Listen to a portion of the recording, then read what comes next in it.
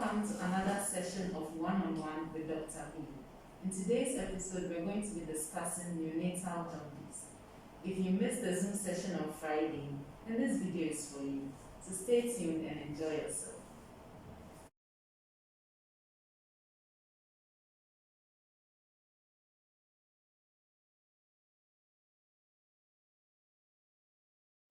Welcome, Dr. B. Thank you for joining us today. Thank you for having me once again, and good morning. Good morning. So today we are discussing neonatal jaundice. So I've said the ball rolling. What is neonatal jaundice? Okay, so when you take the simple terms neonatal jaundice, it means that jaundice that may have appeared most likely within the first 28 days life of the newborn, and it's just the coloration, the yellow coloration of either the skin or the sclera. The sclera is the white part of the eye. And so that's all that neonatal jaundice is. Meaning the fact that the color of the child changes into yellow, or the white part of the eye turns yellow. So what causes neonatal jaundice? Okay, but before even I answer that, let's make it clear that this is a very vast topic. It's a very broad topic, and most likely we are not able to exhaust it during this session. Maybe a part 2 or something of that sort can help. When we talk of the causes, there are various ways you can look at it.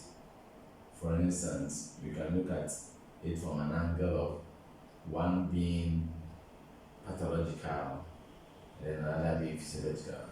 Pathological meaning that there is a specific underlying reason or cause, which if you don't make any intervention, the baby is likely to suffer consequences into the future. And then physiological means that it is a normal process that tends to happen to any human being, and more so in the newborn period. So, for instance, as we sit down, our red blood cell is being broken down, and as a byproduct or one of the components that you get out of the broken red blood cell is the bilirubin.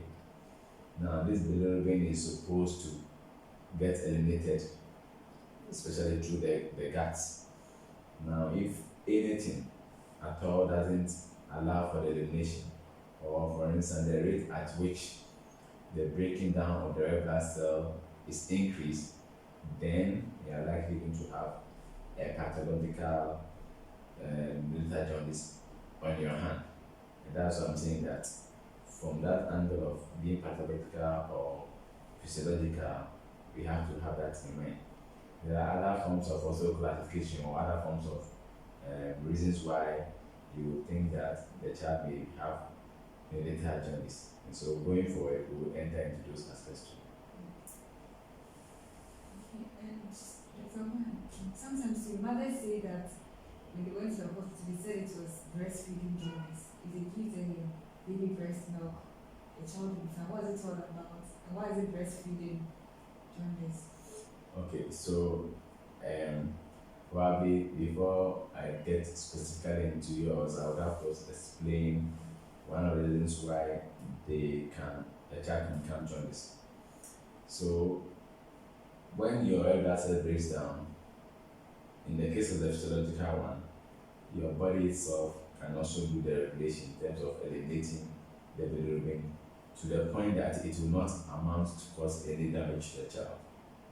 Now, if for any reason, and as I mentioned earlier, this and the rate at which the red blood cell is being broken down, or what we call the hemolysis of the red blood cell, what it does is that it doesn't allow for your body, in this case the newborn's body, to eliminate the bilirubin as fast as it's supposed to, because there is an increase in the breaking down. So even if you wish, you can't. So for instance, if they have a situation where the blood group and that of the baby's blood group and that of the mother have conflict, it means that something is accelerating the rate at which baby's red blood cell will be breaking down. and in this case, elimination also become compromised. Two, if there is a situation where, let's say, the child picks an infection, the organisms, what they do is that they tend to um, attack your red blood cell. In the process, it breaks it down, and as I indicated, you have more bilirubin staying in your body because then something is accelerating the breaking down of the red blood cell. And then sometimes too, there are some underlying diseases. So for instance, diseases like GCSP that we discussed last time could also lead to, because mind you, we indicated that in the GCSP, the function of the enzyme is to protect your red blood cell, the integrity of the red blood cell.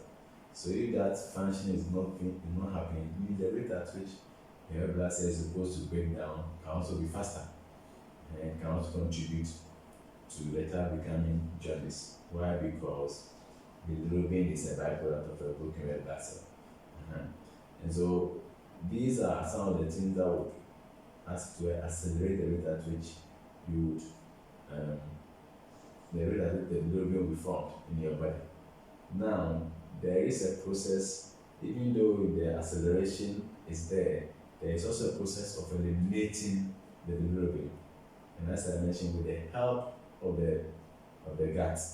So for instance, it is believed that if newborns are fed early and they are able to poo early enough, there's a likelihood that they would eliminate the accumulated bilirubin in their system. If that process doesn't happen, then it means that the bilirubin will still stay in your body and it's likely to cause harm. The other flip side is that it is believed that breast milk, is easily absorbed. So the tendency of a child pooping with their breast milk is likely to be faster than that of, let's say, a formula-fed child. Now, back to your question. When we have two types of issues with breast milk, we have the breastfeeding jaundice and the breast milk jaundice. When we talk of the breast milk jaundice, which is your question, what we are dealing with is that the milk of the mother contains a type of protein that does not allow for easy absorption and elimination of bilirubins. And so it means that it leads to a process we call enterocirculation. So there will be bilirubin in your system, but because it's not being eliminated easily, the body reabsorbs it. Do you get it? And that's why it is called breast milk jaundice. But the breastfeeding jaundice is a situation where, as I indicated earlier, because you need the gut to get eliminated or to pass the bilirubin, if the child is not being breastfed, it means the other process of elimination doesn't happen. I hope you get the two concepts. So those are the two things that do happen. So yes, there are mothers whose breast milk itself can cause the child to become jaundice, but there are those who, when you don't start feeding early enough, the child can also become jaundice. So in both cases, does it affect the child in any way? Example, the mother's breast milk. I think the mother should stop breastfeeding. So yes, I mean if it is found out that your situation is that your breast milk is the one causing the problem to the child, you'll be required to hold on. But for some of them, after a period of holding on, then the process can start again. Then you can look for other means of feeding the child, and then as the child is growing, this can reverse. This we are talking about the neonatal period, so it's not a permanent thing. You get it? Yeah, but once you realize that that's what's causing the jaundice, because mind you, all that we are trying to avoid is a scenario where there will be excessive bilirubin in your body that can get into the brain. So you have to get to a point where there shouldn't be enough bilirubin in your body to be able to get to the brain. And so if your breast milk is the calcitic agent, you have to hold on with the breastfeeding for a period. So what happens when the bilirubin gets to the brain? Well, then it means they are getting to what we don't want to get into, which is the child getting a condition we call kernicterus. So kernicterus is what, it's there's a reason why it's worth talking about neonatal jaundice, because you would want to avoid it at all costs. And one, you would want to ensure that parents are aware or are able to identify when their children become yellow and seek interventions early. Because once we get to the point where the brain gets affected, mind you, it's the brain that allows us to do basically everything. As I'm talking, as I'm raising my hand, if I'm able to reason, if I'm able to communicate, it is because of the brain. So if the brain gets damaged, it means you have a situation we call cerebral palsy on our hand, where the brain will not function as it's supposed to. And just imagine the brain that is not developing or functioning as it's supposed to. It means that you've rendered the individual, for want of a better word, useless for life. Do you get it? And that's why you need to avoid it. Because one, I mean, when the child is supposed to learn, the child have disabilities in learning, or have issues with comprehending, physical activities will be compromised. Sometimes even a 2-year-old who will still not have the neck control, something that should maintain around the safe mount, and things like that. So genitals is basically a no-go area, and that's why there's a need for people to be aware of what neonatal jaundice is, so that as much as possible we want to avoid it. So can neonatal jaundice be treated? Great. So yes, in fact, for some literature, what they say is that, so for instance, if the child develop the jaundice after day 2-3 of birth, it's not so much of a worry as against the one that will probably have been developed within the first 24 hours of birth. So most likely, under the concept of pathological jaundice, you would want to ensure that the jaundice started within the first 24 hours. In which case, you are looking at, as I mentioned, the conflict between baby's blood and mother's blood. So it means there and then, when baby is born, the process starts. And if you don't take steps to arrest it, then it will pass to the brain, then the chemical sets in, and we are in trouble. Now, yes, so if both health workers and parents are vigilant to lab, when you see the child becoming yellow, and in fact, the process of the yellowings normally starts from the head part, and as the days pass by and you're not able to identify, it moves toward the lower part of the body. And so, most likely, the first point that you should be looking out for is toward the head area, alright? And then, as we indicated, the color of the eye. If you're able to identify that early enough, then there are things that we can do. But the things that we can do also will depend on what the possible reason is. So, for instance, if it's being caused by an infection, a bacterial infection, it is only fair that you start a child on antibiotics, whilst you take steps to also help the bilirubin that is accumulating be eliminated. And that's where the physiotherapy comes in. There are instances where, if it's as a result of the difference between, or the conflict between mother's blood and baby's blood, what you would want to go for is create a situation where that conflict is eliminated. And that's where the process of exchange transfusion comes in. So exchange transfusion is to arrest a situation where there should be a cessation of the conflict that is ongoing between baby's blood and mother's blood.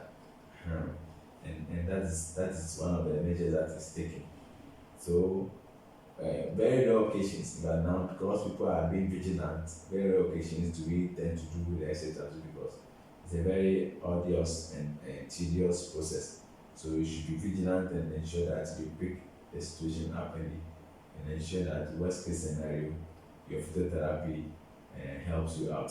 That is putting the child under a kind of blue light that would, as it were, help eliminating the bilirubin that is accumulating.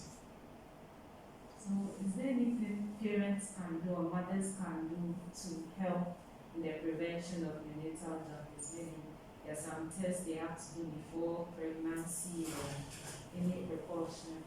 Right. So, in fact, one of the things that, and it's not just only limited to maybe a child becoming yellow after birth, but we believe that antenatal visits are very crucial because, for instance, um, if you are a regular attendant to this antenatal clinics, there's a likelihood that it will be known if, let's say, the mother had GCSPD. If mother had GCSPD or another parent has GCSPD, there is a probability, as I mentioned in our presentation, remember, on GCSPD, that the child could become GCSPD. So in each case, at least you will know that this is a child that, as early as possible, you would want to know the GCSPD status. And same with mother's blood type, all right? So that you want to avoid the situation of either ABO incompatibility or resource incompatibility. And that's why it's important that we go for those antenatals and we get to know mothers' blood types even before they deliver. And then, there's this culture of, for some cultures, what people do is that they keep the children indoors without visit for I think the first 7 days. That is a very dangerous practice because when you are in a very dark environment or a place where there isn't much light, you are likely going to miss the child's color turning together. And so it's one of the things that we are discouraging parents from doing. Yes, you may have that cultural background, but even with that cultural background, you also ensure that there is enough, illumination for you to be able to identify if the color of your child is changing. Of course, these are things that we encourage mothers to do when we discharge them, like from the hospital setting, so that at least they have some of these do's and don'ts in mind and be looking out for them. So that's some of the things that we will still insist and encourage mothers to be looking, that the color of their children don't change. And if they do change, they shouldn't stay at home and it should come as quickly as possible to a hospital setting. So, in summary, what do you have to tell parents about neonatal jaundice? What should they take note of and have in mind? Right. So yes, as I said, the ultimate goal is to avoid the child having a long-term disability, and that will only happen when we are vigilant. We seek early intervention when we don't have any we don't understand anything about the child, and then seek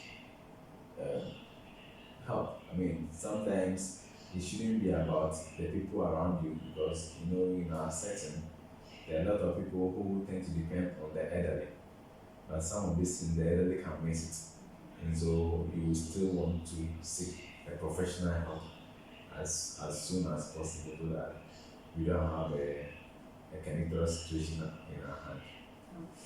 Thank you very much for this informative session, and we have learned a lot and very interactive. So thank you for joining us.